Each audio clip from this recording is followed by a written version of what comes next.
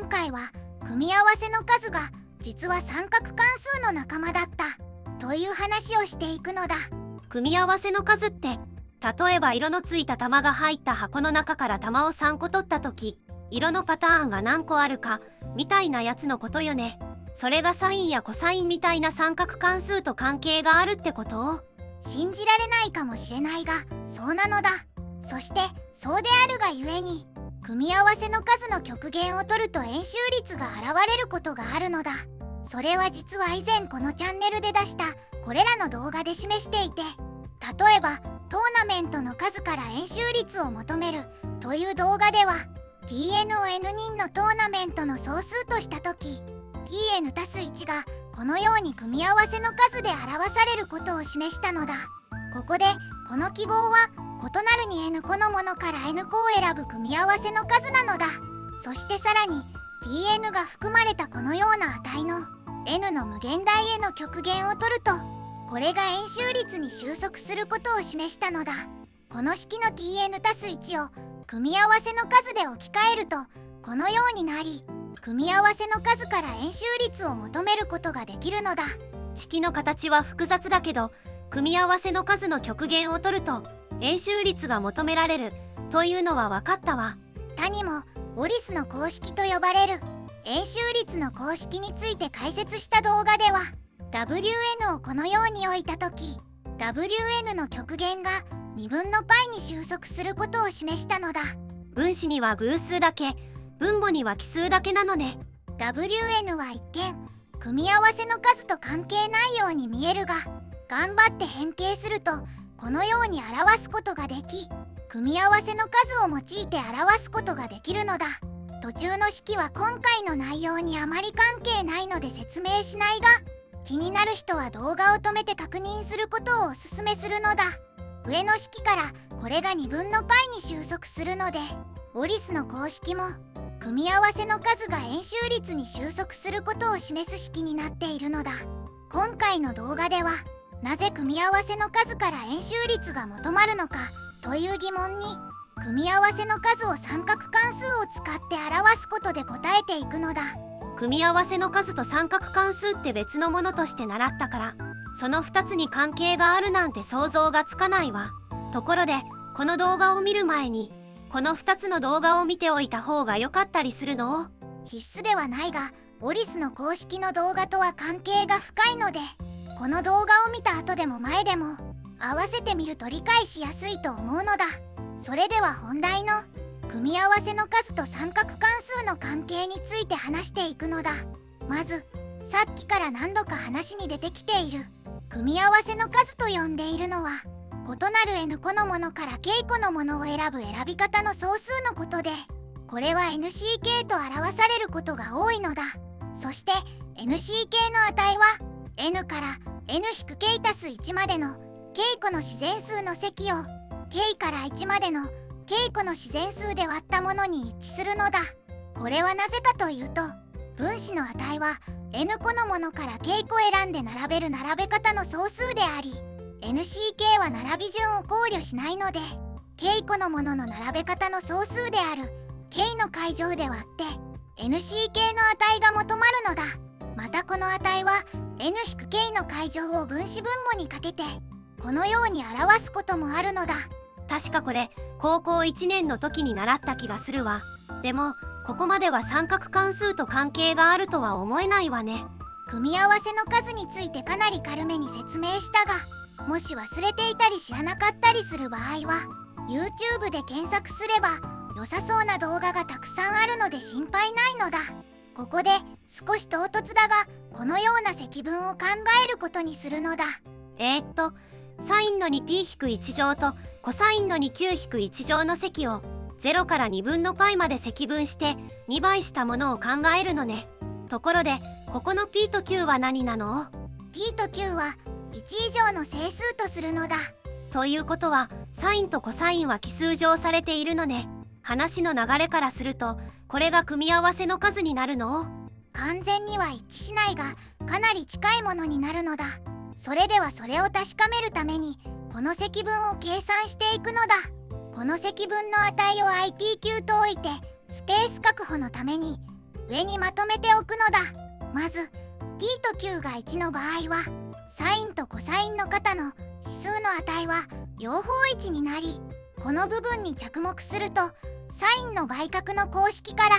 このように変形できるのだ。サイン2シータの積分はマイナス2分の1コサイン2シータなので、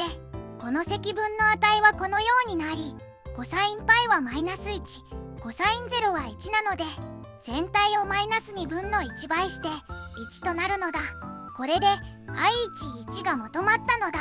一般の IPQ は t と q に関する全化式を求めることで計算するのだ。少し計算はややこしいが、部分積分とサイン、コサインの基本的な微積分だけで計算できるのだ。q を1大きくした IPQ たす1は上の定義の通りこのようになり、部分積分の公式を適用するためにコサインを一つだけ微分で表すと、サインの微分はコサインであることからこのようになるのだ。これをサインシータを部分積分の式の fx、 残りの部分を gx として適用すると、最初の部分はサインの 2p 乗とコサインの 2q 乗になり、後ろの部分は gx にあたる部分を微分してこのようになるのだ。さらに計算を進めると、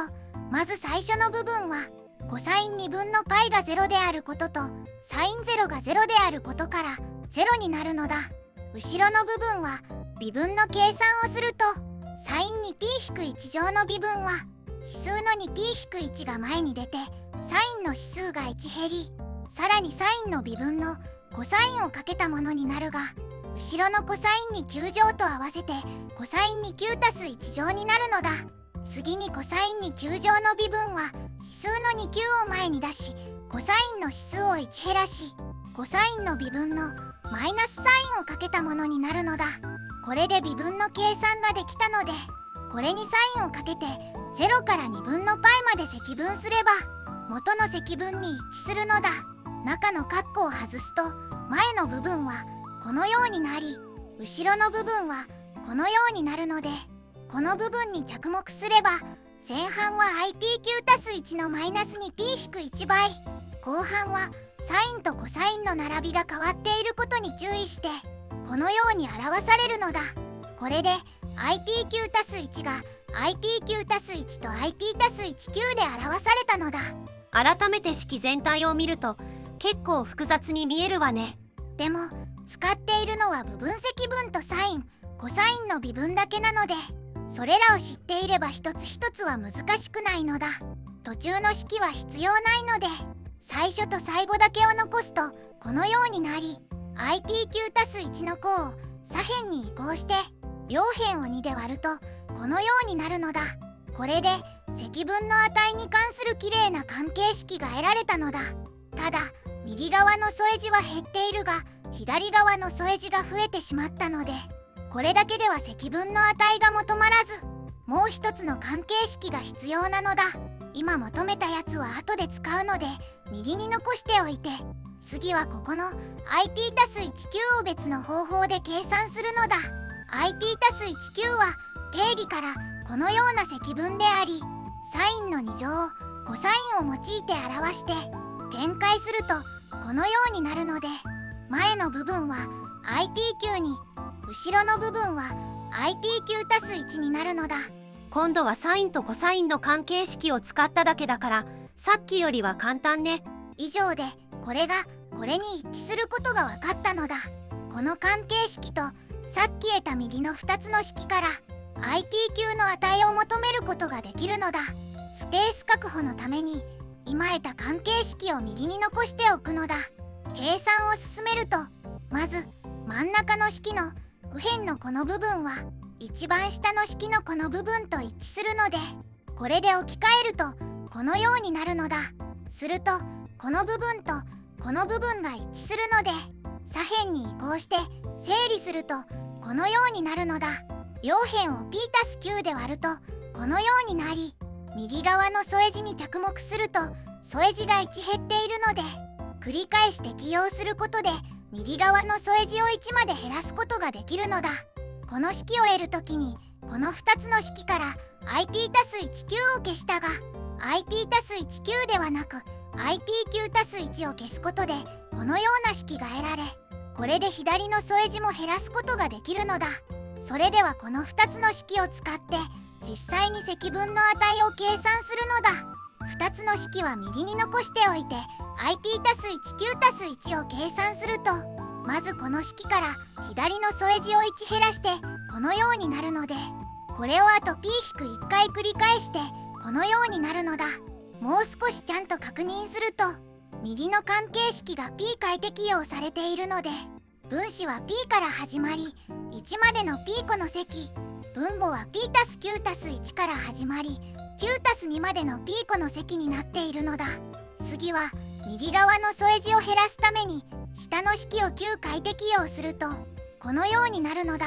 そして右上にあるように i11 が1であることから i11 を消すことができるのだ。残りの部分を整理すると、この部分を除けば分母は p+9 の階乗になるのでこのように表されるのだ。この部分は組み合わせの数で表すことができてこのようになるので、サインとコサインの積の積分が組み合わせの数で表すことができたのだ。最後に組み合わせの数に関して式を整理するとこのようになり、 p+9 を n、p を k と置き換えればこのように表すこともできるのだ。これで組み合わせの数を三角関数の積分で表すことができたのだ。組み合わせの数が三角関数の積分で表されるというのは分かったわ。でも最初の話だと組み合わせの数は三角関数の仲間だって言ってたのに、これだとあんまり関数って感じがしないわ。それに円周率との関係もよくわからないし、これだけだと説明が足りないんじゃない？その指摘はごもっともなのだ。実はこの p と q は正の整数だけではなく実数の場合も考えることができ、それによって組み合わせの数を実数上の関数に拡張することができるのだ。そしてそれによって円周率との関係も見えてくるのだ。例えばこの式の p と q に2分の1を無理やり代入すると、左辺は 1c2 分の1、右辺はこのようになるのだ。i2 分の32分の3は上の定義からこのような積分であり、計算は後で行うがこれは8分の π になるのだ。よって上の値は π 分の4となり、組み合わせの数に円周率が現れるのだ。他にも p と q を2分の1とした場合はサインとコサインの指数は0になるのでこのようになり、計算すると π になるのだ。2分の1を入れると急に円周率が出てきたわ。でも組み合わせの数の記号の通りに意味を取ると1個のものから2分の1個を選ぶってよくわからないし、円周率が出てくるのもよくわからないわ。 p と q に正の整数以外のものを入れてしまうと組み合わせの数の元々の意味とは乖離してしまうのだ。ただ正の整数である限りは元々の意味の通りになるのだ。 p を正の実数 x、q を正の実数 y に置き換えたこのような実数値に変数関数はベータ関数と呼ばれるとても有名な関数なのだ。別名オイラーの第一子積分とも呼ばれるらしく、古くからよく研究されているのだ。一般にはサインとコサインを使ったこの表示ではなく、サインコサインを使わないこのような表示をされることが多いが、 t をサインに乗シータと変換することで同じものであることが確かめられるのだ。ただサインとコサインを使った方が円周率との関係が見やすいので、このチャンネルでは基本的にサインとコサインを使うことにするのだ。さてベータ関数を使うと組み合わせの数をこのように正の実数に拡張できるのだ。動画の冒頭では 2ncn の極限に円周率が現れることを紹介したが、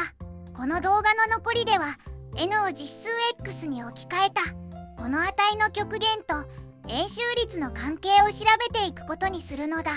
そのためにはベータ関数の x と y が同じ値の場合を考えればよいが、その準備としてベータ関数の基本的な性質から調べていくのだ。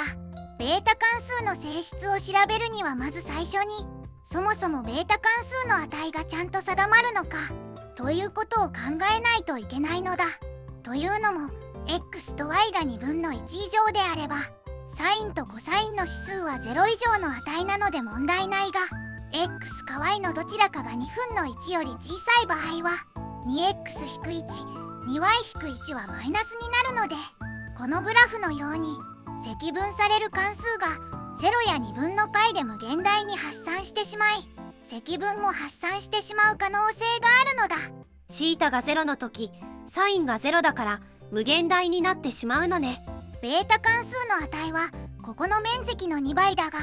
積分区間の端っこで関数が発散する場合は少し注意が必要で、関数が有限の範囲で積分をして、その後積分区間を広めていった極限として面積が定義されるのだ。今の場合は右端と左端の両方が無限大になる可能性があるが、面倒なので今回は左端だけ積分が収束することを示すのだ。左側の面積を定義通りに式で表すと、イクシロンを小さい正の実数としてイクシロンから4分の π までこの関数を積分してイクシロンの0への極限を取ったものになるのだ。今は中身の関数が θ イコール0で無限大になる場合だけ考えればよいので、 x は0から2分の1の間であるとするのだ。これが有限の値に収束することを示すために、まずはこっちのサインを上から押さえるのだ。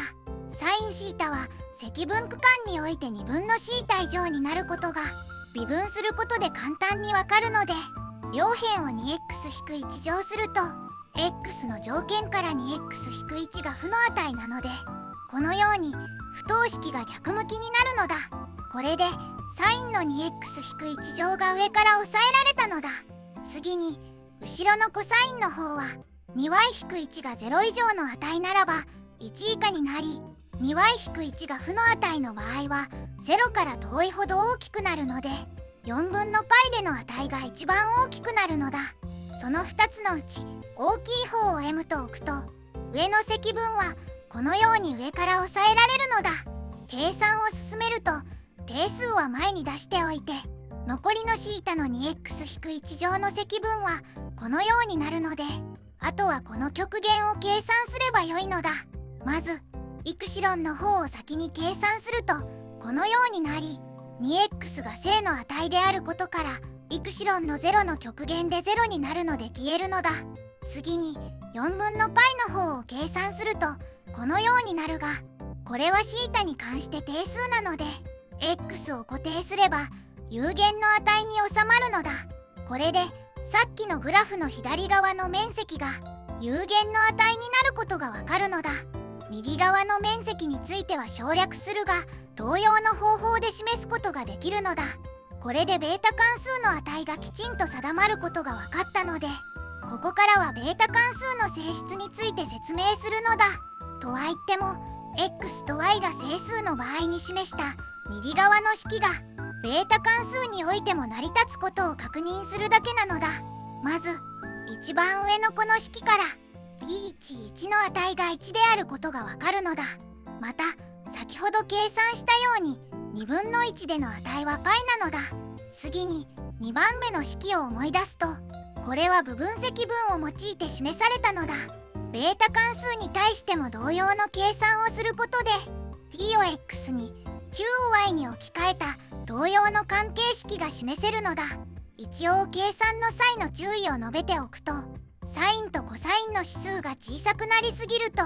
途中の計算で値が無限大に発散してしまうので、そうならないことを確認する必要があるのだ。次に3番目の式はサインの2乗をコサインで表して得られたものなので、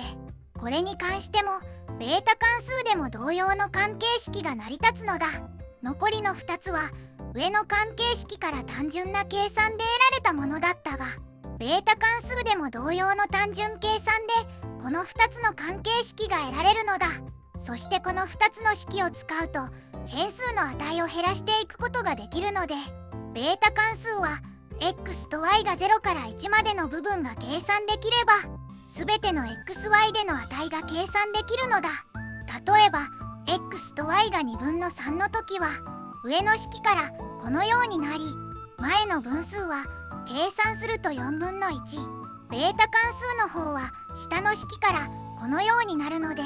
ここの分数は2分の1、ベータ関数の2分の1での値が π であることから8分の π となり、このようにベータ関数の値が計算できるのだ。ちなみにこの2つの関係式はその上の2つの関係式から単純計算で得られたが、逆にこの2つの関係式を下の関係式から導くこともできるので、片方だけあれば十分なのだ。上の式は今後使わないので消しておくのだ。それではここからは x=y の場合のベータ関数の値を調べて、その極限に円周率が関係することを示すのだ。ベータ関数の定義からこれはこの積分であり、サインの倍角の公式を意識してこのように変形できるので、倍角の公式からこのようになるのだ。ここで φ=2θと置くと、積分範囲は0から π まで、サイン 2θ はサイン φ に、そして変換係数は θ を φ で微分して2分の1となるのだ。するとこの部分はほとんどベータ関数みたいな形になったが、積分範囲がちょっと違うので、そこをうまいこと処理するのだ。まず普通のサインのグラフをもとに積分を考えると、0から π までの積分はここの面積で、0から2分の π までの積分はここの面積なのだ。サインは真ん中の点線、つまり x=2分の π に関して対象なので、0から2分の π までの面積と2分の π から π までの面積が等しく、よって π までの面積は2分の π までの面積のちょうど2倍になっているのだ。今考えなければいけないのはサインの 2x-1 乗だが、これも x=2分の π に関して対象なので同様のことが成り立ち、積分範囲を2分の π までとし2倍してこのようになるのだ。するとこの部分は上のベータ関数の式の y を2分の1としたものに一致するので、このように表すことができるのだ。これでベータ関数の x と y が同じ値の時は y が2分の1の時の値を調べればよいことが分かったのだ。とは言っても一般の x について値を求めるのは大変なのだが、 x の無限大への極限を求めるには x が自然数の場合と自然数プラス2分の1の場合だけが分かればよいので、次はそれを計算するのだ。まずは x が自然数、y が2分の1の時の値を計算するのだ。 n を自然数として x が n たす1の時は右のこの関係式からこのようになるのだ。分子分母を2倍するとこのようになり、分母は奇数、分子は偶数となるのだ。次に x が n たす2分の1の時は同様に右の関係式からこのようになり、分子分母を2倍すると分母は偶数、分子は奇数となるのだ。この式から n を1ずつ減らしていけば具体的な値が求められるが、 x が自然数の時は分母が奇数、分子が偶数、 x が自然数プラス2分の1の時は逆に分母は偶数、分子は奇数となるので、2つの積を取ればうまく相殺されてきれいな値になるのだ。この2つの式を右に残しておいて、この2つの積を計算すると右に残した式のこの部分の 2n が相殺するのでこのようになるのだ。するとこの部分は元の式の n を1減らしたものになっているので、 n が1になるまで繰り返すと係数がうまく相殺されてこのようになるのだ。あとは後ろのベータ関数の値が分かればよいが、こっちの方は右上にあるように π であり、こっちの方はベータ関数の定義からこの積分を計算すればよいのだ。サインの積分はマイナスコサインで、これを計算すると2なので上の値は 2n たす1分の 2π となるのだ。次に最初の関数の n を1減らしたこの値を考えると、これは右の式から上の値を 2n 分の 2n たす1倍したものなので計算してこのようになるのだ。これで極限を考える準備が整ったので、ここからは極限の計算をしていくのだ。 x をある程度大きい実数として自然数 n を x が n より大きく n たす1以下になるように取るのだ。ここの時ベータ関数の定義とサインの値が1以下であることから x の値が大きいほどベータ関数の値が小さくなるので、このような不等式が成り立つのだ。またこっちの値を2分の1大きく、こっちの値を2分の1小さくしても同様の不等式が成り立つのだ。ここでこの部分の積を取ると、右の式の n を n たす1に置き換えてこのようになるのだ。同様にこの部分の積は右の式からこのようになるのだ。間の値の積は上の不等式からこのようになり、両辺が π で挟まれた不等式が得られたのだ。ただしこのまま極限を取ると n の部分が0になってしまうので、この不等式の角辺の値の積を取ってこのようにするのだ。こうするとこの部分とこの部分は極限を取ると1に収束するので、間の値の無限大への極限は π に収束するのだ。あとはこの式を使えば x と y が同じ値の時の極限が得られ、さらに組み合わせの数がこのように表されたことを使えば、組み合わせの数の極限に π が現れることがわかるのだ。もうちょっと整理すると、この部分の4をここを4で割ることで相殺し、4の 2x 乗を16の x 乗と表せばこのようになるのだ。あとはこの部分が複雑なので分子分母に x をかけて整理するとこのようになるのだ。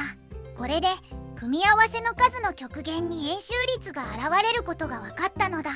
簡単に振り返ると、16の x 乗はこの式の係数の部分に由来し、円周率はベータ関数の xy=2分の1での値に由来するのだ。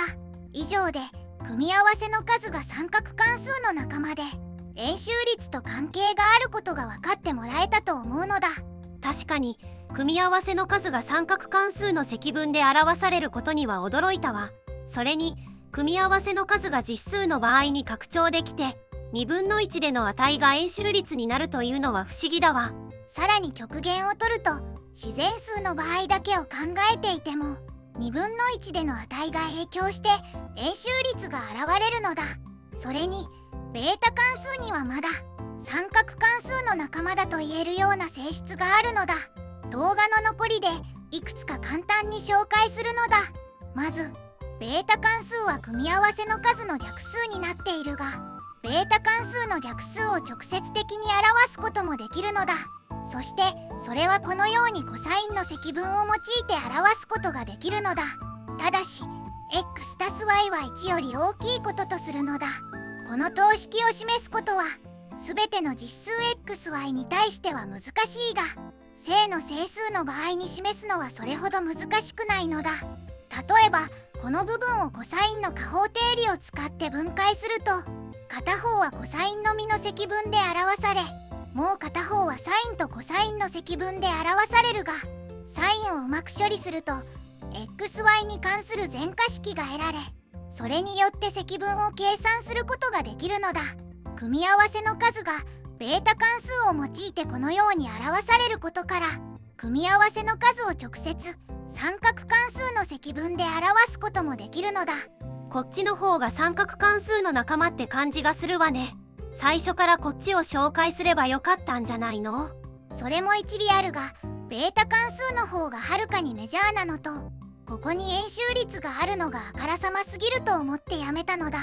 次は x たす y が1の時のベータ関数の値、つまりベータの x-x についてなのだが、これはサイン πx 分の π に一致することが知られているのだ。ただし x は0から1までの間であるとするのだ。これはまさに三角関数そのものね。ここまで来るとベータ関数が三角関数にしか見えなくなるわ。組み合わせの数がベータ関数の略数であることを思えば、組み合わせの数がサインに一致すると言えるのだ。またベータ関数のこれらの関係式を使えば x たす y が1以外の自然数である場合もサインで表すことができるのだ。最後は階乗と三角関数の関係についてなのだ。階乗については別の動画で紹介しているようにスターリングの公式というものがあり、これを使って円周率を求められるのだ。ということは三角関数と関係がありそうだが、実際に関係があるのだ。組み合わせの数は階乗を用いて表すこともできるから、それから組み合わせの数と三角関数の関係もわかるのね。それではこれで今回の動画は終わりなのだ。動画が少しでも面白かったと感じた人は高評価、チャンネル登録をお願いします。それではご視聴ありがとうなのだ。また見てね。